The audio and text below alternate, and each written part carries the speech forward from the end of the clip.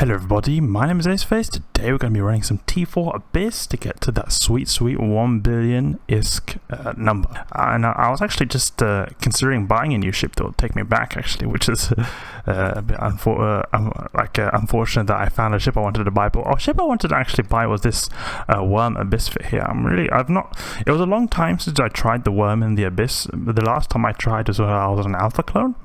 And the thing is, alpha clones, you know, they're obviously a lot inferior to omega clones, and back then obviously their skill points, they're not going to be that good, so they're obviously not going to do that good. I tried to get the Worm to work in a T2 Abyss, but it never really worked out that well. I always got wrecked, and often it was by the Triglavians actually, especially the anchoring Damavics. They always would tackle me, or not the anchoring ones actually, because I used to always use after benefits, but I used the tangling ones then used to always get me and just wreck me, shred me to pieces. So I was thinking of maybe, you know, buying one of these with a MWD, which I could keep a distance, because this goes faster than the retribution. My retribution goes about 2.4k, and I'm usually able to keep a decent distance until I kill the anchoring ones. So I can see this potentially being good, where you keep at range and then you just kill all the anchorings quickly, because you can have pretty good DPS with this. Look here, 300 DPS right here. And then when they're dead, you just keep at range from the Vedmax. It shouldn't be an issue, and everything else should go really fine because of how good DPS you have, and also it's pretty decently applied. The only bad thing I think about the Worm is that it's got really bad targeting range, like 37 kilometers. That's a lot shorter than my drone control range. Let's just go into the Abyss, because we need to get some ISK, and I've got this folder here with usable filaments in. So I got the Raging Electricals.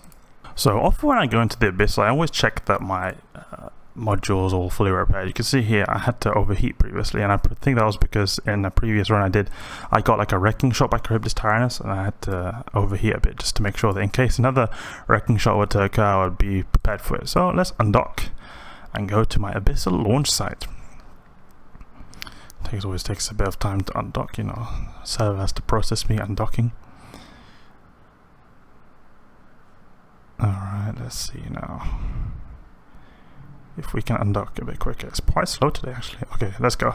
So Abyssal launch site, let's go. And often what I do actually is I go here and then I go to a safe, because this is very close to Jita, and I don't want, even though I'm not using a expensive ship, but I think people will see that they can see which level filament I'm doing, and if they see that I'm running a T4 filament, they're probably going to think, oh, he's using a really expensive ship, so let's gank him, even though I'm not actually using a ganking ship. So if I am in like a more safer spot, like somewhere deeper in space, then less likely I'll attract people, because I mean, I'm not really, you know, a ship that's worth to be ganked, but having a safe spot that's further away will definitely help, I think, at least. Okay, we've got this thing right out of the sun here, actually. It's a very nice view right here. So let's go into the Abyss. Raging Electrical. The thing that's also nice about the electricals is you never get those Triglavian shipyard rooms, and they can be good because they go quite quickly, and you can sometimes get good loot from them. But honestly, they seem to give actually worse, because you don't have the extraction caches, and also the thing is that they're quite dangerous as well. It's a lot less stressful. So you got these just standard waves here, so it's a lot nicer here. So just gonna lock up the extraction nodes, go to the extraction nodes just to get the extra resources, and also I'll go directly for the spark lances, because they do EM damage, and I have a very low EM resist. I've actually been considering removing my shield boost amplifier for a multi-spectrum shield hardener, because I'll just get that safety buffer. I'll have a tiny bit less EHP per second, but I think actually in actuality the shield buffer will actually be perhaps more safe for me, because I've already got over the 400 EHP per second tank according to Pithum. So it should be fine actually using another second multi-spectrum shield hardener. Another bad thing is that it'll use a bit more cap. Honestly, they use hardly any cap, you know, it's very minor difference. Okay, second extraction cache. You see these guys almost went down straight away. It's so easy. Rogue drones have no chance against us. There's no face cam today because, and you'll probably see many videos in the future. I record videos I'll often upload them in a bit of not in a chronological order sometimes. So it could happen that I sometimes release older videos that I did not do a face cam in because I don't want to spam too many videos at a time. So I just upload max one a day. But in this case, there's no face cam because I actually was at the gym today. And what happened was I was doing kind of almost like an acrobatic maneuver, like I was doing like a kind of like flip around this pull-up bar. And what happened was that I was stupid to not bring trousers that had a zip lock or whatever. So my phone just fell out and actually it seems to have broken my phone as far as I can tell.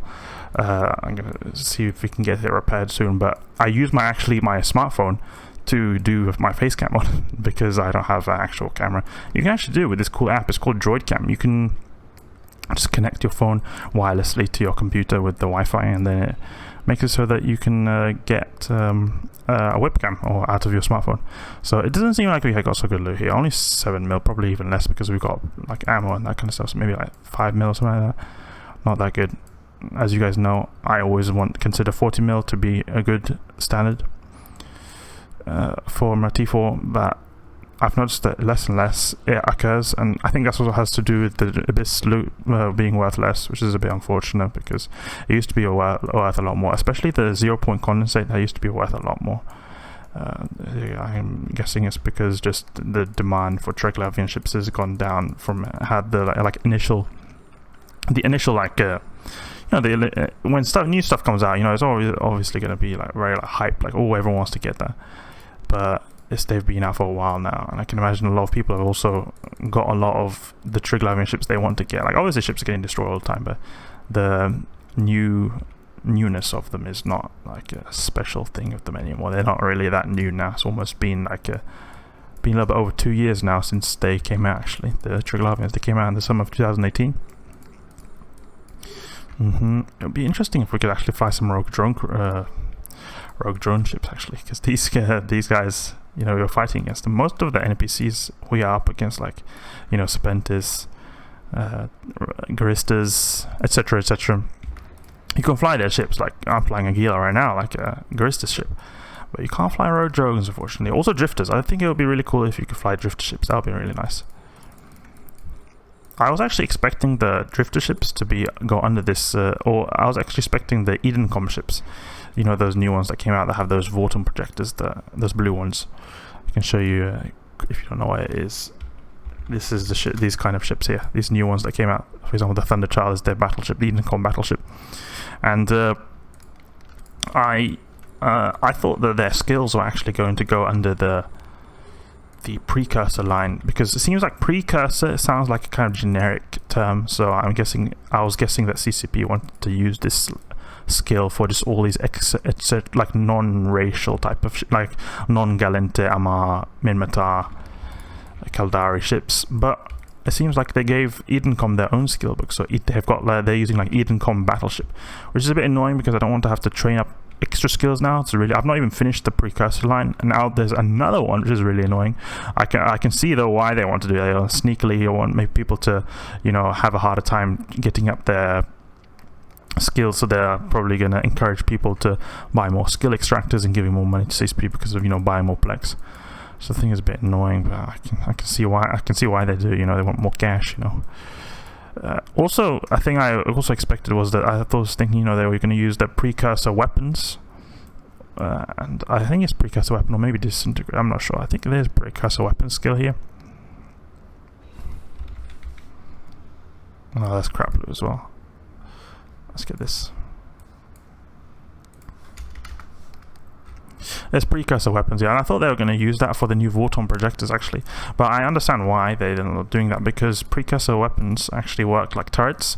Vorton projectors do not work like turrets. They actually work a bit like a hybrid. Like I'm not 100% sure, but I think they apply similar to the way missiles do, but they're not missiles, so they'll not use like the flight time skills, so they kind of need their own skills, because they got all these like Vorton, art guidance, like all these support skills specifically for the Vorton projectors, Which is also another really annoying thing, because there's like a whole line of skills now to have to train if you want to be good at those. That's very unfortunate, because I would have hoped it to be a bit easier to get into them, but I can see that CCP maybe, you know, they want to have a bit of rewards for their efforts put into these new ships. But it's really annoying though that the Edencom ships, they're not actually that good. Or it doesn't seem like they're that good, at least. They do very little damage. We're up against cruiser waves now, and the cruiser waves, this is like the basic cruiser wave, so you just only get cruisers, and it's very simple actually. It's like usually you would get cruisers in Caribbean Tyrannos, but here you just get cruisers, so it's a very simple one, and it has to do with we're getting these sleeper cruisers here. These sleeper cruisers have quite a bit, like they're quite tough compared to the drifter cruisers. Like the Lucid Watchman, Lucid kind of ships. But if we had like a Edencom ship here, we could use the Vorton projector to just shoot them all down at once. But it's still, even shooting, getting all hits at once, still the DPS is not amazing, and it just doesn't seem like they're that good. I wish it could be possible to use, especially in the Abyss, because like I would have thought it would be a good thing that you could use Edencom ships in the Abyss, like the Stormbringer, and I can't remember what the frigate was called. But it would be nice if they were able to be used in the Abyss, because they're kind of like made to kill Triglavian, so it would make sense if they were good in the Abyss, but it doesn't make that's not the case. Or I guess it would make more sense that they're good in invasions, but even in invasions, they're not particularly good now. Nothing is particularly amazing about them. Especially like I thought the Vorton projectors, they would do, you know, the damage types of the Triglavians, resist holes to thermal and explosive, but that's not the case. That's not the case. They do like EM, I think, or something like that. So again, that doesn't really make much sense, because they were made apparently specifically to combat the Triglavians, which doesn't seem like the case. They just made something that's opposite of the Triglavians, because you know how Triglavians, they are made to focus on a single target, so their disintegrators will spool up over time. These guys do the complete opposite, so they do a lot of damage to many targets and very little damage to one target. Reload our weapons here. We want to, you know, it's always good to have a little bit of extra full ammunition. We're out of range. We have like a 32 kilometer range on our light missiles. 33, yeah.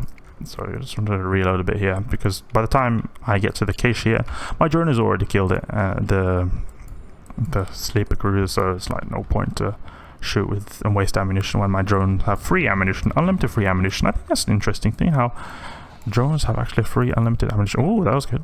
That was good right there. We got 30 mil from that one cannon over there. Let's see how much total we got here. And I wonder how much we'll actually get when selling these in Gistum, because we always get ripped off there.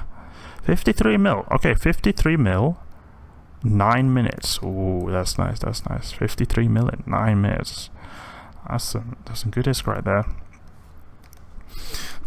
Okay, let's go back to Jita. Go back to the Trade Hub of Eve. Go sell our wares. So let's see now. We had 53 million. Let's see. I hope we at least get 40 mil. I doubt we will get 50 mil. I think we'll get less than 50 mil because of how the market likes to rip you off. But let's see how much you get. You know, maybe we could be lucky here. Is this worth anything? No. So we've got quite a bit of 0-point condensate. A lot of ISK usually comes from the survey data, but a lot also comes from this. Not so much usually comes from the isogen, the crystalline isogen I've noticed. Not so many people with kill Marites either, so it seems like there are not that many gankers out right now. And I can kind of understand, because it's just an hour after downtime. They put it properly, and it's also not like US prime time either. It's like in the morning in the US, I think. I'm in Europe, so it's obviously going to be a lot later. These blueprints here, you see these entropy disintegrating baryons. I put them in this junk folder here because they are honestly not worth anything. You want to see here? Look, I've got a lot of these here, and I've got even this old junk folder because this is full. I can't put anything more in this. Ooh, look how much we got here. There's so much crap here. And also these crystals I don't really have any use of. Okay, I've got filter here, Abyssal loot. Click here. So it was 53 mil. Let's see how much we actually get from this. Hope we didn't get ripped off too hard. Okay, 44 mil. Okay, I guess it's alright. So 44 mil in 9 minutes. or 45 mil. I guess it's more close to 45 mil and 9 mil. So that's some decent ISK right there. So that is me running some T4 Abyss, guys. Hope you enjoyed. Hope you leave a like and subscribe if you did enjoy. And I'll catch you guys later.